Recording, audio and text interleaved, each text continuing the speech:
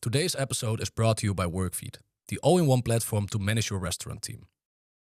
Oliver, welcome. For Thank people who don't know you, who are you and what do you do? So my name is Oliver. I'm 25 years old and I'm the CEO of BUZZ Copenhagen, which is the umbrella company name for JAGGER, OTTO and RITTA. So burgers and pizzas, that's what I do. Yeah, and a bit of Indian, right? Yeah. There's only 2 restaurants for now, but it will come Is shortly. it only 2? Only 2. I have a feeling there's so many more. I always feel the same as well. But That's why I always order. That's the place out of the 3 you mentioned. What I Yes. order most, I would say, is RITTA. It's good though. okay, nice. At Vesterbro or Nordhavn?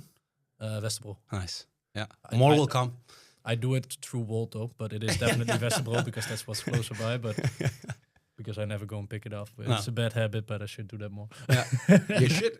It's fresh in the restaurants, and we just got new cutlery in the restaurants as well. So everything is nice. You have plates, you have glasses, and a whole new restaurant experience as well. So you should do in house.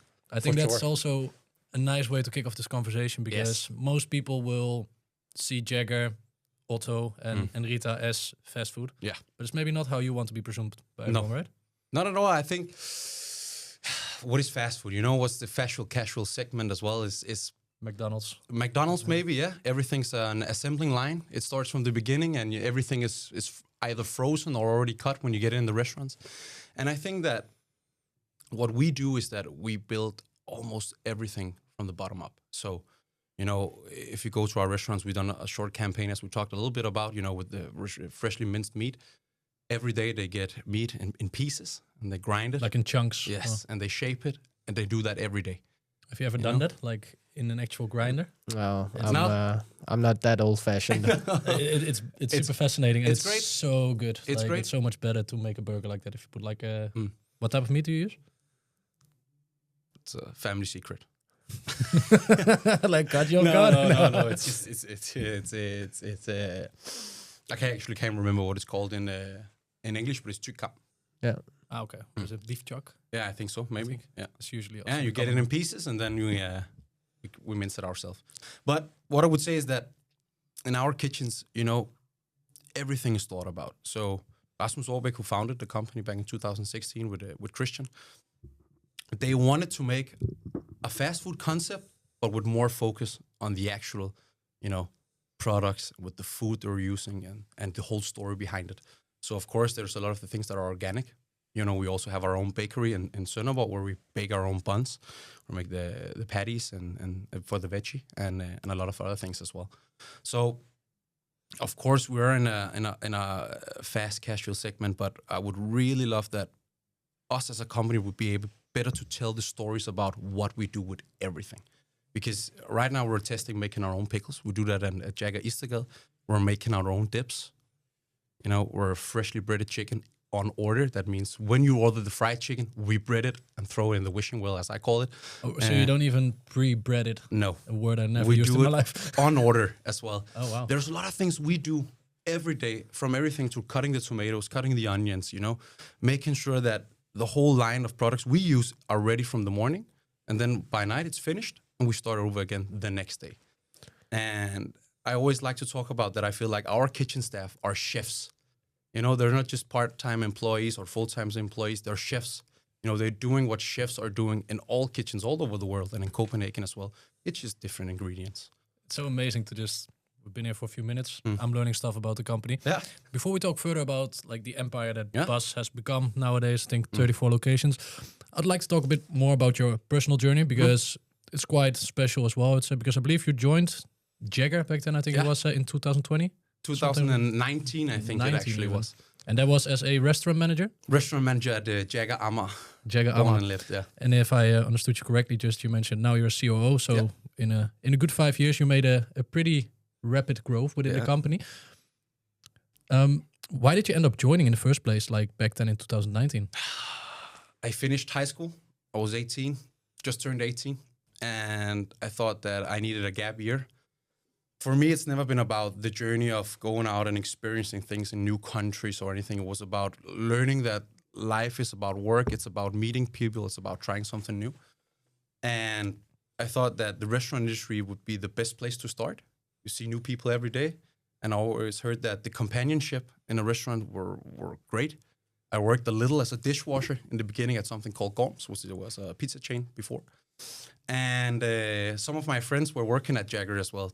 One of them were working at Istegade and the other one at Købmagergade. And they had an open position for a restaurant manager. And I remember thinking, a manager? Sounds fancy. Comes with responsibilities and everything. And then I had with my former boss, who's now my colleague, Emil Schandorf, I had an interview. And I remember he's asking, okay, have you tried these kind of things before? And I was like, yeah, how hard can it be? You know?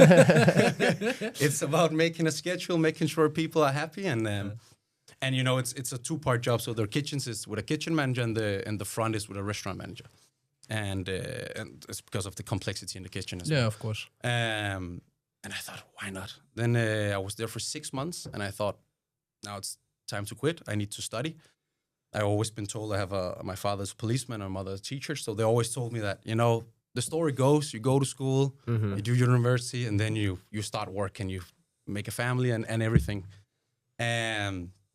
But they also always told me that you have to be happy when you go into every day. So I've never seen my parents come home stressed or anything. They've always been happy with what they were doing. And after 6 months, I quit. I said to Emil, I'm finished. I need to go study law. You know, I need to wear a suit. I need to become something else. Did you watch Suits? Yeah, I was about to ask. For sure. Best series on Netflix. And then he said, "Are you sure?" I said, "What do you mean?" And then he asked me to be the assistant general manager. You know, so his assistant, and started the education on CBS, which is called an HD1. So you do that besides working full time. So that's studying leadership to some extent, right? Yeah, I think the HD1 is more about economics, like business administration, and then you can narrow it down when you go to HD2. Okay. So I started the HD1, and working with Emil, we started opening restaurants, and then suddenly, you know, it became fun, and the responsibility of, I think I turned 20 when I started in school, and starting to have management experience with, you know, there's something different. You can be a manager at a restaurant and you can have young people, but then you become a manager for managers, and then it's a different kind of leadership. Yeah, you get very different ages, right, as well. And they expect something else, you know, it's everything from the communications, the way you work, the structure, the flows, and everything. And then I remember that I had been there for 6 months and with the HD1 education as well, and I was like, it's kind of hard, you know, 2 nights a week, and then all exams were in the weekends, and Jesus, my friends are drinking on Tuesdays and Wednesdays, and I have to get up living work. The student life. And you know, in the restaurant industry, the salary was okay, but it was not something fancy you buy a house with. But that's the nice thing about the restaurant industry. You get friends, you know. It's about companionship. You get to be like a small family with the people you work with, because it's so orthodox of what you guys do. You know, it's about bringing joy to other people. So I kept going, and then the journey started. So it was assistant general manager to general manager. Then it was the operations manager to the head of operations. And in 2021, I think we developed OTTO. I had Jagger at that point, and I think there were 12 or 13 shops. And I managed them all with some area managers under me. So we made a whole structure of also, you know, how you're rapidly expanding, how should you do things, and what's the structure and everything. And then we had OTTO. And then in 2020, I think it was in 22 or 3, we decided to put them all under one company name, which is BUZZ. And then I managed both Jagger and OTTO as well. And then soon at 2024, RITTA came. So I would say RITTA was the brand where I was the mostly involved in actually creating a new brand, where OTTO I just took over management responsibility. Makes sense. And then I did the HD2 in leadership, and now I'm studying the executive MBA as well on CBS. So I've been studying next to working all the years. Is this the last one, or? Yeah, it's the last one. No more, man. Today's episode is brought to you by Workfeed, the all-in-one platform to manage your restaurant team. Over 2,000 hospitality businesses use Workfeed's workforce management platform to create staff schedules 50% faster, track hours and salaries without errors, streamline team communication, and automate HR processes. Visit workfeed.io to learn more and to try it out for free.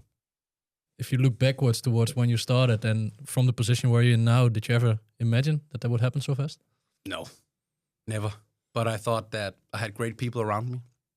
I've been with my girlfriend for 8 years as well. So she's been a very good partner as well. She's making sure that everything is cool, and and I think actually because I had no rush in growing in the company, it's just happening slowly.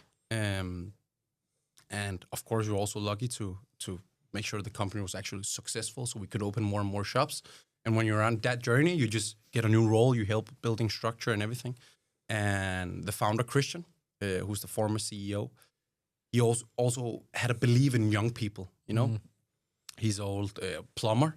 I think it is in English, and he has this kind of founder mentality and a spirit that made you want to run even faster. He made it fun, and he believed that if you're in this and we're in this together, you can fail, but I will also help you get up again, and we can start growing together. And I think that's also some of the main reasons I actually became a CEO at that point as well. Have somebody also believing in you and helping you, and because you will fail. Of course, some of the managers I had when I was 20 were 26 or 27 or even older as well. And most of the people in my team now are also, twice my age. But if you can develop this kind of respect for each other and believe that, I don't think that you have to be a dictator when you do management or anything. Leadership has been redefined over the last hundreds of years. And it's subjective, for every individual. And it's about making sure that, we align you with your goals and you with your goals. And together we can aim at that goal and we can shoot for the stars. And he had the same kind of mentality. So it taught me that, age is a number. Experience also is a number. If you have your heart with you, you will run faster. Yeah, so it's just suddenly just came without even noticing. And now it's 34 shops.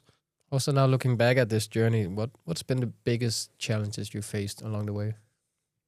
It's been about growing next to the company as well. So, like personally, yeah, because you're starting this journey with some founders and a board and everything that has, for them, it's about, there's a philosophy about making sure you show real products, but of course there's also a philosophy about, creating a sustainable business. And when you're 19, 20 years old and your friends call you up on a Tuesday and say, I know LA Bar is doing something nice today. Happy hour, baby. And you are like... And you're like, I got school. I'm finished at 9. And tomorrow I probably have to wake up at 8 as well and go to work. It's about making sure you can find the things you will be missing in your personal life in your work. Because if you're just a machine waking up every day, just working without any love for the things or with friends and people around you that you actually care about, it becomes dull, I would say. Yeah, you have to balance it. And you have to balance it. And I would say that growing with the company was the hardest challenge. Learning from all my mistakes and remembering that even though I'm now the manager of 100 people, and before it was 50 people, and now it's 400 people, just remember that to be down to earth and to make sure that we're sitting around this table and we have to figure this out together, and it can't go up in your mind and thinking, I have so much experience, or I know way better than everybody, or because of my title or anything.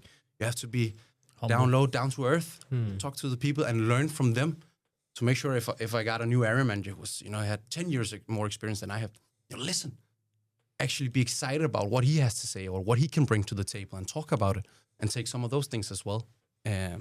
And I think that was the hardest challenge, to make sure that stay down and learn from everybody around you instead of thinking you have to set the way every day. I guess you also grow a good gut feeling with the experience you already gained.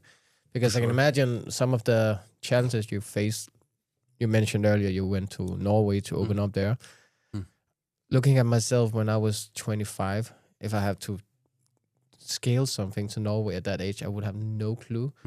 So I'm curious, like, what do you do now? You mentioned you listen to the more experienced people, but do you have any other areas where you find inspiration when facing challenges you haven't tried before? For sure. There's always your colleagues, but they're still in the same business as you, and you kind of see the same things every day, so your mind is also on the same path. But what I like to do is, and what's been helpful is the studies as well. You meet people from Joe and the Juice or McDonald's or Burger King or whatever, and you reach out. In our industry, I think a lot of people from the outside perspective would always say, they're competition. They don't want to talk to each other. We're colleagues. Yeah. Everybody's colleagues, and we want to talk to each other if you face an issue. So, okay, Joe and the Jews have expanded to Norway before, Let me text one of my friends from my studies and ask him, what did you guys do? And maybe he didn't do it. But then you talk to somebody else. He said, no, you have to talk to this guy as well. And then you have, of course, a founder and other people of our company that did a lot of hard work as well. I was only there for making sure things looked nice and we had staff and it was good. But a lot of people did all the tough things as well. But today you have, like you mentioned, 34 locations, right? You opened in Norway. Was it a few years back? Yeah, I think so. Yeah. What was the toughest challenge of opening up somewhere else? What you maybe did not foresee? I think that you have your story, and it's for us it's about it's a Danish story. We're using Danish meat. Everything is Danish. Our own bakery, and the whole story is Danish. And then you come to Norway, you're thinking, oh, we have a brand. People have visited Copenhagen. Out of the window. Yeah, we have 18 shops. And you walk in, and then you're like, and I remember on the opening day, it was me and two other guys working, and it's a great day. But it was a lot of Danish people coming that lived in Norway. And I remember being like, fucking Danes. Fuck, man. 1,000 years back, they stepped into boats to go to different shores. And now they're like, oh, there's a Danish restaurant opening in town. and the first weekend was great. And then, there's also something about location. Not knowing a new country, you have to find everything's about location as well. You can move a restaurant 100 meters and then it triples in revenue. It was the same with Dining 6, right? When they went to Norway. Yeah. Exact same point. Exact same point. And that's one of the things we learned as well. So the first shop we opened, we closed down again. It was on a horrible street. I would say as Vesterbro now in Copenhagen is nice, but it was 10 times worse that. So, instead of on a cleaning list for somebody at 20 years of age, it was picking up cigarettes. Of course, you see people smoke cigarettes, and in Norway it was bags of cocaine, or it was heroin things, or whatever it could be, and you were saying, shit, what is this neighborhood? And it can also be hard on your brand as well, because all the Norwegian people are like, it's a weird place to open. Yeah, and every time we talked with them, they were like, but it was cheap. Why did you open there? I was like, I don't know. And especially when you cannot rely on your name being strong there, and then you come maybe in a bit of a sketchy street, and they're like, for sure, what up there? All the founders and yourself, you're from Copenhagen. Yeah. So you know the city in and out. Yeah. That's also something when you go to Norway. You know nothing. Did you hire any local people to? Yeah, there was some a local realtor that helped, but a realtor always has. They have to make the sale. I was just about to say, I don't want to put all of them in the same bracket, but they. Yeah, let's there's something. Let's be silent about it. It's fair enough. So we closed that down. We opened 2 new shops that are going way better. But it was also, and our former CEO Christian is now there on full time, actually to do kind of a rebranding Norwegian style. So maybe they don't care as much about it being organic. They care more about it's being Norwegian. So instead of finding organic meat, and they don't have that much in Norway, it was more about using Norwegian meat. And they care about something different, And in Copenhagen, you have a lot of delivery platforms and takeout and everything. But in Norway, it's all about dining in. So in Copenhagen, we have a few big shops where there can be a lot of people, and then you have satellites that are just for takeaway and delivery. Norway, everything's about the in-house experience. They drink. I was there over the weekend. It's fucking minus 10 degrees. They're drinking beer outside. They don't care. I've been guilty to this as well. Yeah. I remember we were sitting, when I lived in Norway, we had this rooftop and it was like minus 10, but the sun was out. So we were sitting in a t-shirt, having beers there, outside. It's very different indeed. It's very different. And suddenly you have to rebrand yourself and make sure it's all about the in-house experience. And I think that's some of the things that also made us think about back home in Copenhagen. Because 2016, Christian Brandt and Rasmus Aarbeck, they went together. They've done restaurants before. Rasmus is also one of the owners of Pluto and Masong, and he started MASH, and he has Gorilla as well. So a lot of the good places in Copenhagen. And Christian worked at one of the restaurants. And they went together and said, let's open a burger joint. So not a fast food restaurant or a fast food chain, a burger joint where we focus on the burgers, we focus on the products and the quality. And that... It was all about, if you've been to Pluto or Gorilla or some other place, it's all about the atmosphere, the ambience in the room. It's about making sure that people are happy. It's a nice experience. The food is great as well, but it's also about the people. And Gorilla does that really well, actually, now I'm thinking about it. Yeah. And then you go to 2020 and the pandemic hits. It's about closing in-house. You can only do delivery. Delivery platforms are just increasing in sales because people don't want to go out. And suddenly it's about, okay, how high can we get this revenue? And how can we push the salaries a little bit low and lower and lower?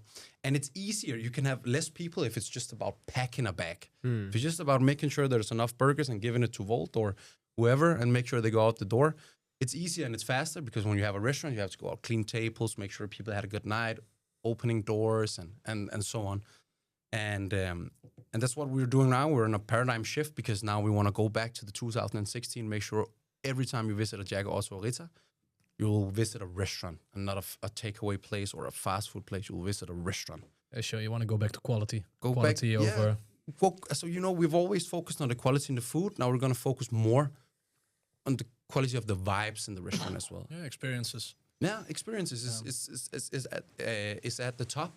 Yeah. And we really want to grow it.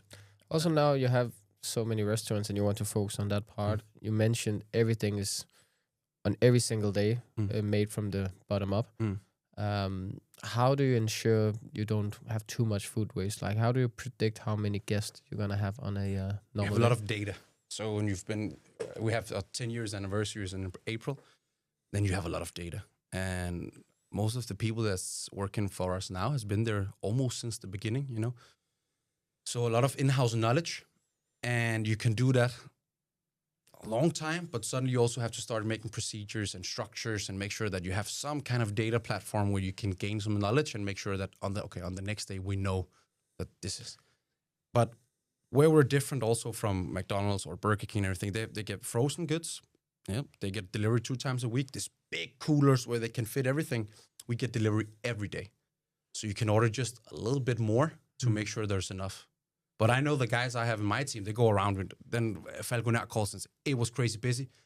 I have 10 beef patties left, then I'm finished. Yeah, so they go from and another then, location. They go pick out something up from Købmagergade and go straight to So that's why you have all your locations in Copenhagen. Yeah. So you just basically, you just do Volt Market for your own places. That's for sure. Full circle. But when you get deliveries every day, it's kind of easier to make sure that you can order a little bit more. And with meat, they can last for 5 days in a package. It's vacuum sealed.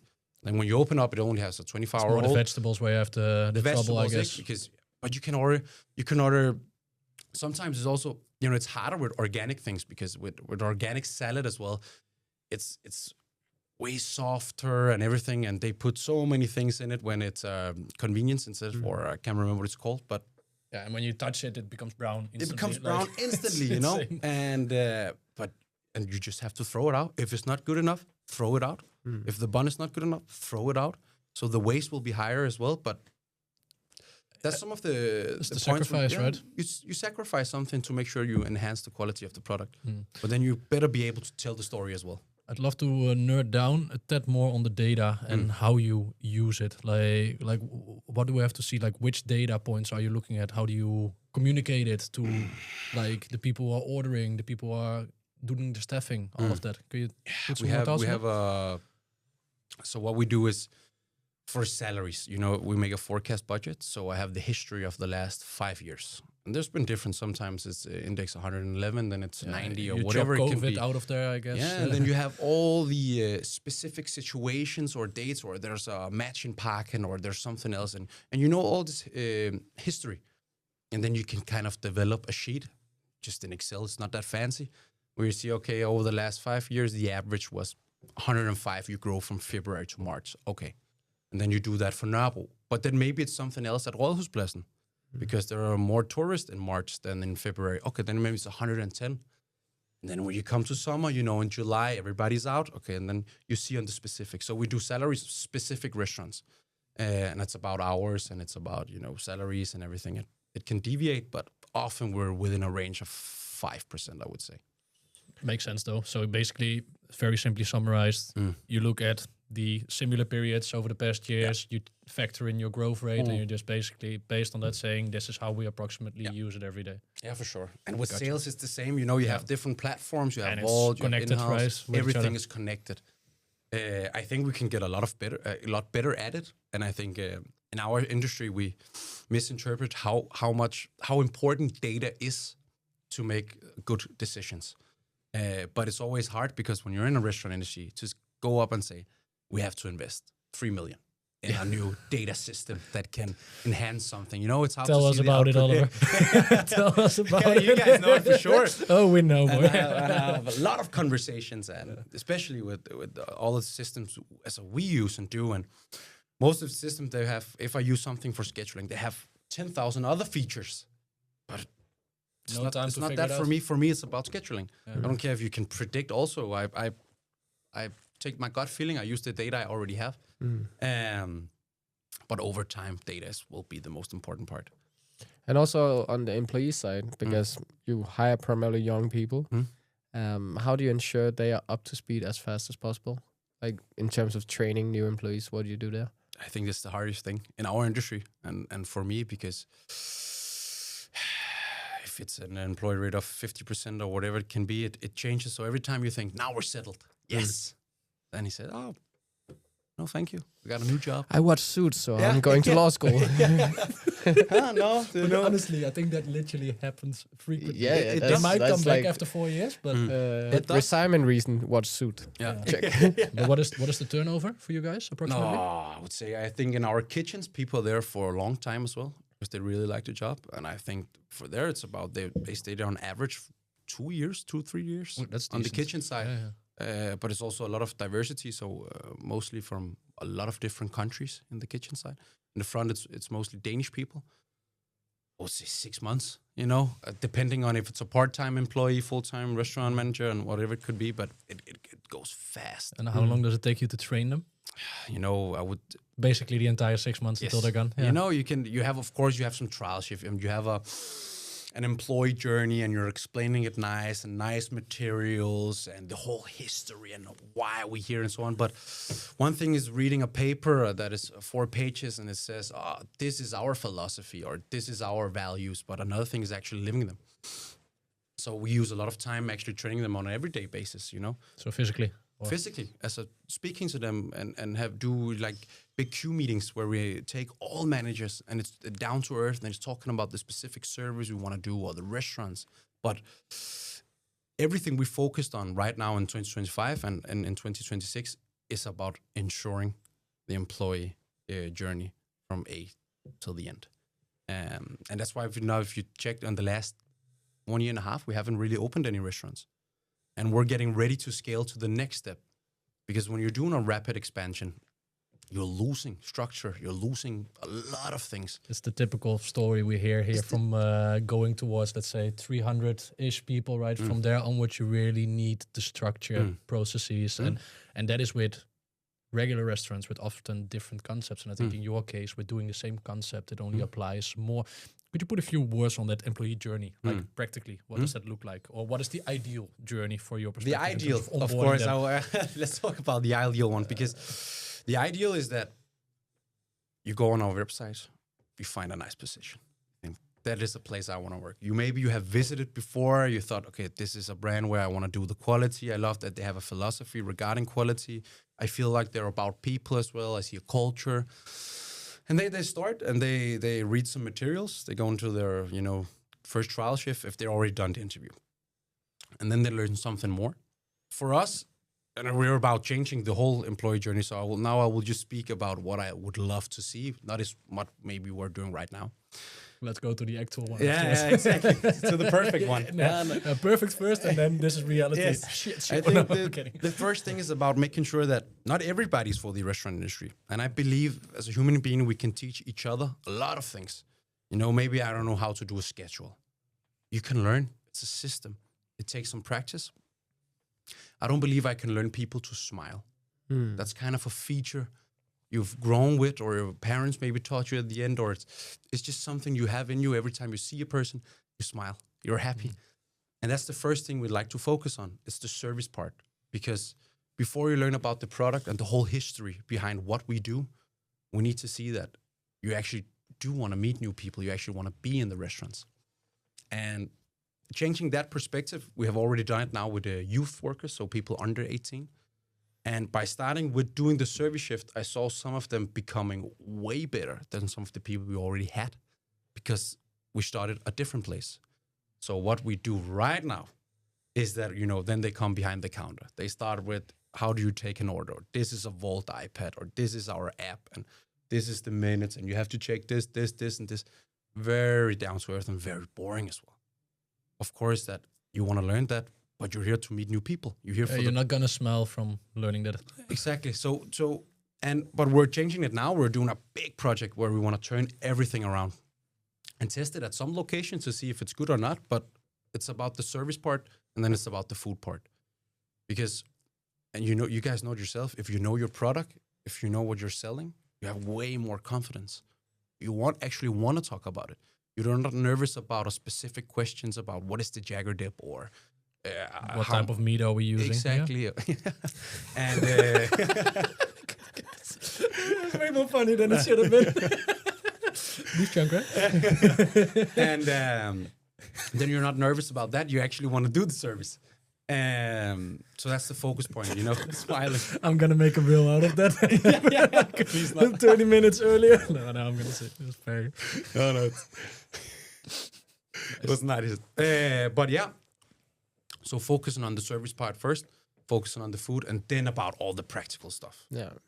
I like that though. It makes a lot of sense. Like, get people excited, get them in there, and then once that's all good, you can learn how to use the POS system. Because if you're standing behind the POS system when you don't know much about it yet, it's also super uncomfortable to be there, right? Sure. Like, makes so much sense. And you just mentioned that the last few years you haven't really been opening. You guys have a lot of locations. The plan is to grow big. Where you want to go next? Because you have a lot in Copenhagen. I guess you're looking at different cities, countries then? Yeah, maybe. I think first of all, we want to build RITTA more in Copenhagen. Ah, nice. And ensure. I can vouch. Yeah, nice. And ensure all the processes for Jagger, OTTO, and RITTA. Because you learn a lot of things on the way. And 2021, 22, when you're thinking about new concept, you're looking at what you have. You have a small restaurant satellite where you have not a lot of people on it, but it mostly takeout. And then you open RITTA and you figure out, okay, there's a lot of in-house seating. This is maybe a different concept than a burger chain or a pizza chain, or we have to make bigger locations. So I actually think we started with big locations. We narrowed it down to small, and now we're back again at we need big locations. We need a lot of in-house seating. We need people to be here. We need the ambience. Funny how that works with the different type of food, because when you think Indian, you think way more about I'm going there to the restaurant.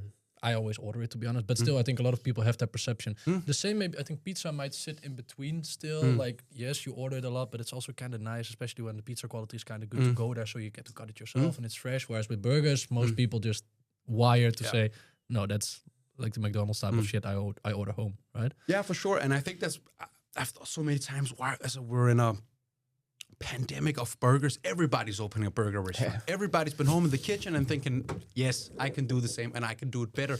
It's because their mom told them the homemade burger is better than McDonald's anyway, right? It is often true, but it's because they order them. Yeah. Cassandra, that's my girlfriend, so a little bit of bias. She always tells that my burgers are better, but I'm not sure if that's for sure the case. And but indeed, then make thousands of them a day and make them that good. Yeah, and maybe it's because people always order burgers for delivery. They never eat burgers at a place. I don't see it often.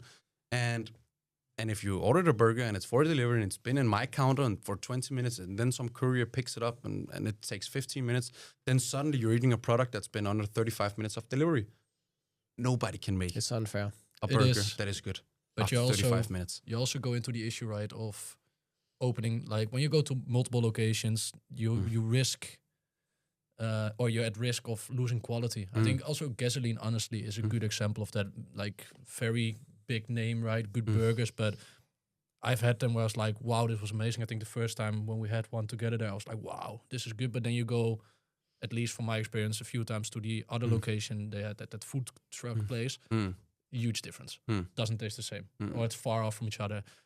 How do you guys? It's all about the structure and the processes and being out there. So thinking you can run 34 shops from an office is a wrong perception to have.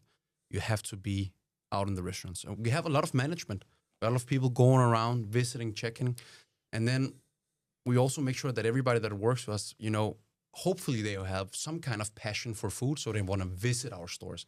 When we have multiple concepts, it's easier for people from Jagger to go visit OTTO. or OTTO to go visit JAGGER, and then RITTA and so on. So everybody, you know, there's eating and they're trying it, and we're talking a lot about it. And I think one of the forces we have is having a former Michelin also. I remember I built a training material for the kitchen, and it was all about, you know, structure and processes and everything. And he looked at it and he says, "It's nice, but it's for beginners. We don't do only beginners, we do chefs." So even though I've been working here for 6 months and I know what's the recipe for béarnaise, sometimes I still need to remember to open up and check it again, because you can deviate over time. Sometimes you do things to make it easier. So he said, you need to make an extra. What do you mean? This is employee journeyman explaining everything, and it's with emojis, and it's good. You know, it's nice for people to read emojis. Like, It's good. It's good. You know, to make it kind of fun. That's what you get when you put a young guy in charge. We don't use words, we use emojis. No, for sure. Sorry. You know, a lot of descriptions, but too many descriptions, you know. So a lot of information that maybe they don't really need, because and he wanted to do it different. He wanted to do an extra. So you've been here for 6 months, you also do an extra. And that's one of the forces we have to make sure you can have different levels of chefs. So even though you're new, you need the full explanation. You need it to be at least a little bit fun to read. Because when you do so many things that we do, then the list is long. And if you don't have an emoji, that makes it fun. Or you don't have some kind of a word, fun, playing, saying something, it's going to be boring to read 40 pages of recipes. But then you also have to have the next step in the employee journey, that is making sure, maybe I deviate too much now. I need to go back, check the recipes, and then you need a chef's recipe. You don't need to read the long list of anything with explanations. And I think that's one of our forces. So it's also something you do basically then is like have promotions somewhat in the kitchen and stuff for people so they can keep growing as well. For sure, you know. But it's also, I think that Joe and the Jews have already made a big history out of promoting people. Yeah. And I think in the restaurant industry, everybody always talks about, I always want to go to the office. I want to sit at the office. I'm like, stay in the restaurant. What about, you know, working at the office? Yeah. It's so much more about. It's hard to, you know, it's a conversation we often have, because when you run a business like that, people are like, I want to have management responsibilities. I want to sit at the office, but I'm like, man, I want to know. As I want nobody at the office, everybody out in the restaurants and being there and helping and seeing, because it's all about the people. You have to put the people up first. You have to put the restaurants at the top, because if they're not there every day, if they're not happy, if they don't love what they do, then everything else doesn't matter. Then you don't have an office. Then you don't have a marketing or CTO or a CEO or whatever it can be. You have to focus on them. Put that on the wall. Put it, put it on a poster. But so, and every time we do something, you know, when you're a big organization and you do a rapid expansion, at some point you always look back and say, okay, how can we cut costs? You know, you've made some plans with a packaging firm for 10 years or something, and then you start to learn that you're big and you have some more muscle and you can get better deals. And instead of saving all those money and put it in a big man's pocket saying, thank you, you know, I also find it fascinating that BUZZ Copenhagen also reinvested it. They say, no, we don't need the cash. Nice, but let's reinvest in people. Let's reinvest in new visual identity, or let's reinvest in more locations or a new customer journey or whatever it can be. So, you know, always trying to be better than the day before and never being status quo. Because if you do that, everybody else will come first. And everybody think they can do it. And we've seen it, you know. Every day I read a new article about a burger place open, or I read somebody telling into a camera that our burger sucks and everything. You know, you see it on an everyday basis with food critics and everything. And sometimes you fuck up, for sure. We're human beings, but we're really trying to ensure the quality every day. And you can use quality products, but if your processes are not quality, then it doesn't matter. Mm-hmm. And that's what is so beautiful about McDonald's, is that, of course, and without offending anybody, McDonald's, in my opinion, doesn't have good products, but they have quality. You know what you're getting every single time. They have consistency. They have consistency out of this world. And it's all the way down to, I remember I was at a confirmation, and you know, when you turn 13, and I talked to a young guy, and he started at McDonald's. I was like, I need to talk to you. So I sat next to him, and we talked a lot, and he said on his first day, he went in, and he had the wrong color of socks on. and they sent him home to come back. Wow. And I was like, and he was like, I was like, did you feel it was aggressive? Or he was like, no, that's the structure. That's the flow I have to follow to be in this Do organization. they have socks as a part of the uniform? Exactly. Oh, okay. Everything is part of the... Everything's part of, and I think that's the small things that matter, because if you're serious about, hey, this is the uniform you need to wear, and then you're also serious about how many onions or pickles do you want, how should it look, how should you pack it, how should you say hello, and everything around it. And that's what I think it's amazing about McDonald's, is the consistency in their structures and processes and everything around their business. Even though they don't do everything the right way, perhaps there's so much inspiration to gain. Just want to finish off with a very simple but big question. What is the hardest thing when growing at the rate you guys have been doing? Is it product? Is it service? Or is it people? I think it's all three in different stages. So first you think about, then it's hard to find people to open. When you don't have a brand, it's always harder to find people, because when you have a brand, then it's about culture and people see it and they believe that, okay, this is a nice place. And people seek the jobs where they can look and see, I can see myself in this role. So then it's about people, but then you have find the people, and then it's about quality. You're like, I focus so much on people, I haven't focused on maybe training them well enough. And now the burger taste shit. Yeah, exactly. And then suddenly it's about quality, and then you're back to people, and then you're back to structure. So for us, it's been stages. And I think people, quality, and structure is never ending. You can always do better. And if you sit down, if I sat down here and said, quality, top notch, processes, top notch, people, top notch, then we would lose in the long run, because it's about evolving all the time, for sure. Spot on. Thank you so much, Oliver. Thank you. Jeez, already finished, man. Yeah, we've been yapping for 45 minutes already. Like, it flies by, eh? Yeah, really. Thank you. It was great.